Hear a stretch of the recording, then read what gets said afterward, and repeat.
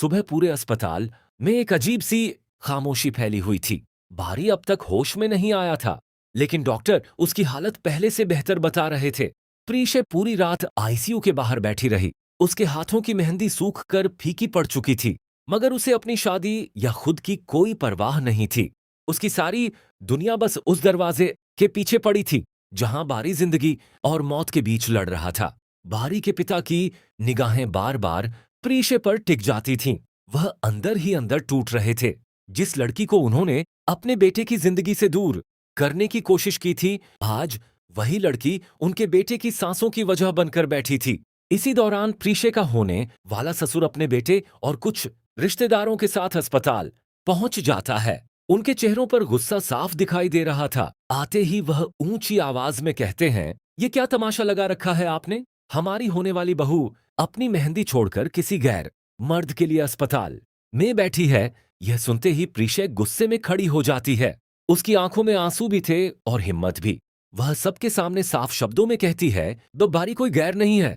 मैं उससे मोहब्बत करती हूँ और शायद हमेशा करती रहूंगी। उसकी यह बात सुनकर वहां मौजूद हर शख्स सन्न रह जाता है।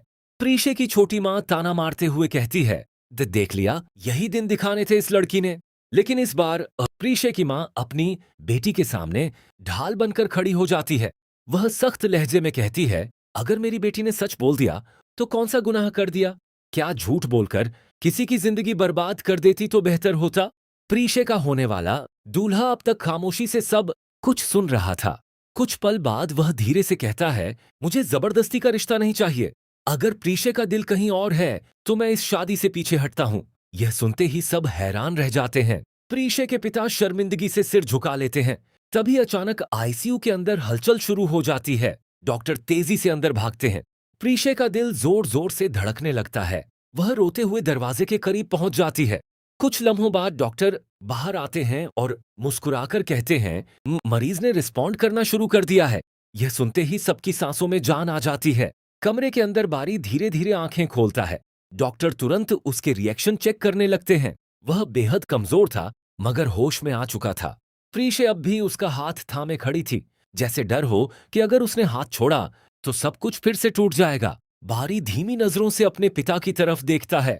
उसकी आंखों में शर्मिंदगी और दर्द दोनों होते हैं। वह कमजोर आवाज में कहता है, बाबा, मुझे माफ कर दीजिए, मैंने आपको बहुत तकलीफ दी। बारी के पिता फौरन उसके पास आ जाते हैं और रोते हुए कहते हैं, नहीं बेटा, गलती मेरी थी। मैंने तुम्हें नहीं, तुम्हारी खुशियों को मारने की कोशिश की। यह सुनकर कमरे में गहरी खामोशी छा जाती है। प्रीशे धीरे से अपना हाथ छुड़ाने की कोशिश करती है, मगर बारी तुरंत उसका हाथ मजबूती से पकड़ लेता है। वह टूटी हुई आवाज में कहता है, इस बार मुझे छोड़कर मत जाना, प्लीज। प्रीशे की आंखों से आंसू बहने लगते हैं। वह कुछ कहना चाहती है, मगर अल्फाज उसका साथ नहीं देते। तभी बाहर से फिर शोर सुनाई देता है। प्रीशे के होने वाले ससुर और कुछ रिश्तेदार दोबारा कमरे में आ जाते हैं। वह गुस्से में कहते हैं,